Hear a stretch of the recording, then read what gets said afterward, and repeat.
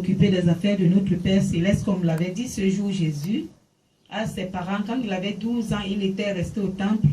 Quand sa mère lui a posé la question, mais où tu es passé? Jésus a répondu à ses parents que je dois m'occuper des affaires de mon Père. Cette réponse est la mienne et la tienne.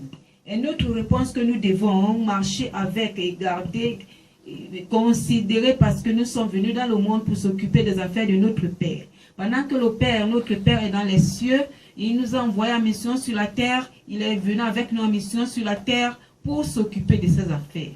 Alors, ma soeur, mon frère, nous sommes dans les affaires de notre Père. C'est la raison pour laquelle nous allons nous tenir dans notre thème, la colère de Dieu dans le monde entier. La colère de Dieu dans le monde entier. Nous allons tirer notre parole dans Ésaïe chapitre 50, à partir du premier verset. Nous allons écouter la lecture. Reproche de l'Éternel à son peuple. Reproche de l'Éternel à son peuple. Qui est l'Éternel? Ou qui est le peuple de Dieu? Qui est l'Éternel? Qui sont les enfants de Dieu? Qui est le peuple de Dieu? Gloire à Dieu. Amen. L'Éternel, c'est notre Père. L'Éternel, c'est le créateur des cieux et de la terre. L'Éternel, c'est Jéhovah. L'Éternel, c'est El Elohim d'Israël. L'Éternel, c'est Jéhovah Jireh. L'Éternel, c'est El Shaddai. Dieu Tout-Puissant, Alpha Oméga, Ancien des âges. L'Éternel, c'est celui qui n'a pas le début ni la fin. L'Éternel, c'est le Père de notre Seigneur Jésus-Christ. L'Éternel, c'est mon Père, ton Père, toi qui sais qu'il est ton Père, toi qui es venu dans le monde pour t'occuper des affaires de ton Père. L'Éternel est ton Père. Alors, il s'agit de lui. Il s'agit de notre Père céleste. Son peuple, c'est qui? C'est moi, toi, nous tous, que Dieu a appelés pour accomplir son dessein. Qui sont appelés à nous occuper des affaires de notre Père dans le monde entier. Alors ici, le sous-titre nous parle de reproche de l'Éternel à son peuple. Quand on voit le verbe reprocher, nous sentons qu'il y a un problème. Quand nous regardons, nous entendons le verbe partout où on peut entendre, écouter le verbe reprocher. Cela veut dire qu'il y a des problèmes qui sont manifestés. Il y a des chutes, il y a des manquements, il y a un désordre quelque part. Il y a les problèmes, il y a la désobéissance, il y a la rébellion. Quand on entend, écoute le mot reproche, cela veut dire qu'il y a des situations et des situations. Alléluia. Notre Père nous reproche parce qu'il est un Père qui éduque bien ses enfants. Notre Père nous reproche parce qu'il veut que nous soyons à son image. Il veut que nous l'imitions en toutes choses. Il veut que nous reflétons la gloire des fils et des filles de celui-là qui est saint, qui est pur, qui est clair. Celui-là qui est amour, celui-là qui est humble. Celui-là qu'on doit adorer. Que tu sois enfant de Dieu, que tu sois enfant de Satan, que tu sois qui que ce soit, cette colère de Dieu te concerne. Quand tu n'es pas dans ta position, quand tu n'es pas à ta place, quand tu n'as pas obéi à la parole de Dieu, quand tu n'as pas manifesté l'amour de Dieu, quand tu n'as pas adoré Dieu, quand tu n'as pas glorifié Dieu, cette colère te concerne. Concerne tous ceux qui ont foulé au pied la parole de Dieu, ceux qui ne s'intéressent pas à Dieu, ceux qui regardent Dieu comme les vanités. Dieu n'est pas des vanités. Il est Dieu, il est le créateur, il est le suprême. Aucun Dieu n'est comparable à lui. Aucun Dieu ne pourra être comme il est. Alléluia. Les faux dieux qui nous entourent, les faux dieux que nous pouvons vénérer, parce qu'ils nous ont promis ça et là, parce qu'ils nous manquent, parce qu'ils nous détournent. Ces faux dieux-là, parce qu'ils nous trompent, nous ne pouvons pas mettre notre espoir en eux. Quel que soit le temps, la période où nous serons affrontés aux vrais problèmes, ces faux dieux-là vont nous abandonner.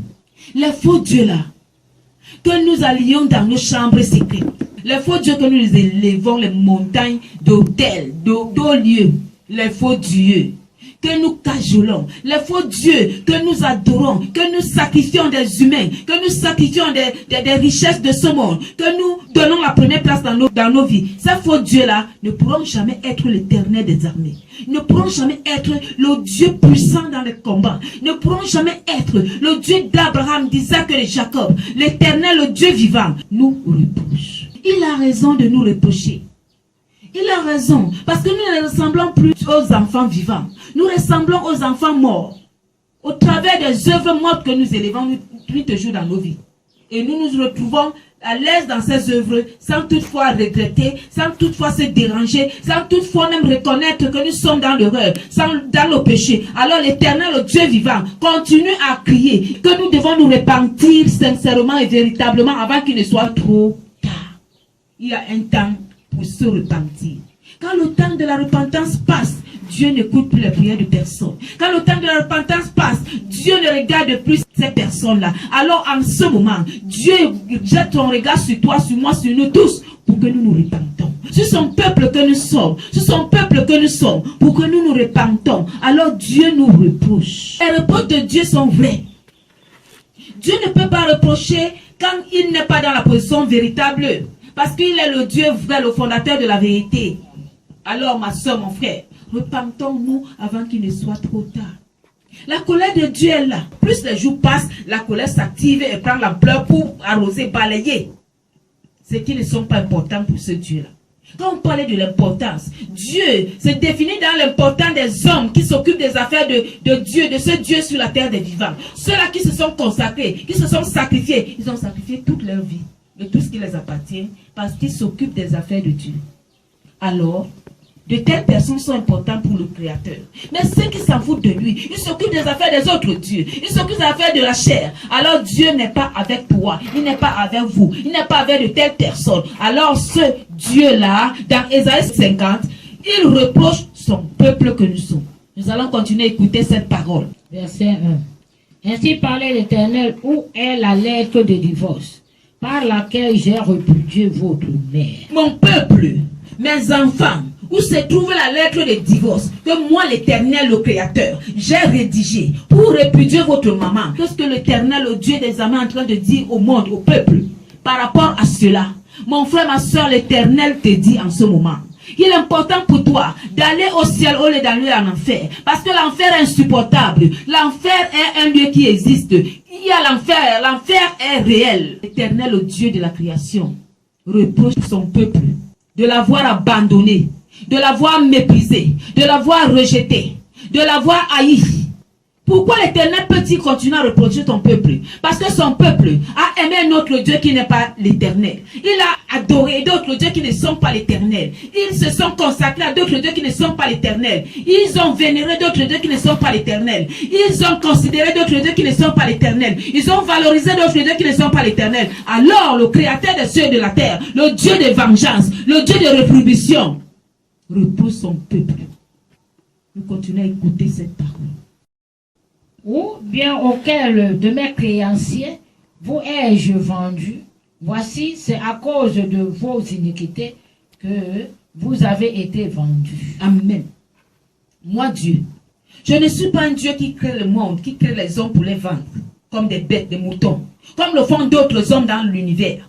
Je ne suis pas ce Dieu-là qui crée des hommes à mon image et je les livre à l'esclavage. Je les vends comme de la marchandise, comme d'autres dieux le font pour vous. Mais vous continuez à les suivre. Vous continuez à les vous soumettre à eux. Vous continuez à vous humilier à eux. Vous continuez à les vénérer, à les adorer. Pendant que vous confessez que je n'adore pas ce faux Dieu-là. Je ne les adore pas. Je t'aime, toi, le Créateur des cieux et de la terre. Vous accomplissez ces œuvres dans vos vies, sur votre chemin. Alors, le Créateur des cieux dit en ce moment, je ne suis pas celui-là. L'Éternel te dit, ce sont tes iniquités qui t'ont livré à la servitude, qui t'ont rendu esclave. Ce n'est pas moi Dieu, ce sont tes fautes, ce sont tes péchés qui te rendent esclave, qui te rendent en servitude. Moi Dieu, je suis vrai, je suis sincère, je suis le Dieu qui accorde la liberté à tous ceux qui sont dans le besoin.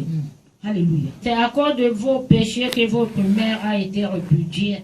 C'est à cause de vos péchés que votre mère a été répudiée. C'est à cause de votre péché, vos péchés, que votre mère a eu honte. Votre mère vous a abandonné. Votre mère est partie. Parce qu'elle a eu la honte de vos actions négatives. Vous a abandonné, elle est partie. C'est pas parce que je lui ai donné la lettre de répudiation, de divorce. Vos péchés ont débordé le vase. Alléluia.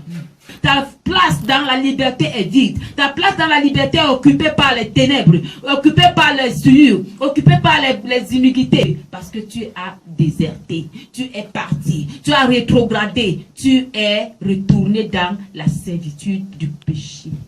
Dieu n'aime pas le péché, Et il aime le péché que tu es. C'est la raison pour laquelle il te parle encore. Il te reproche maintenant pour que tu te repentes, pour que nous nous repentons, pour que je me repente. Dieu est en alerte pour le monde entier. Il alerte les païens, il alerte ceux-là qui portent la Bible, il alerte les vrais chrétiens, il alerte les faux chrétiens, il alerte tous. Verset 11.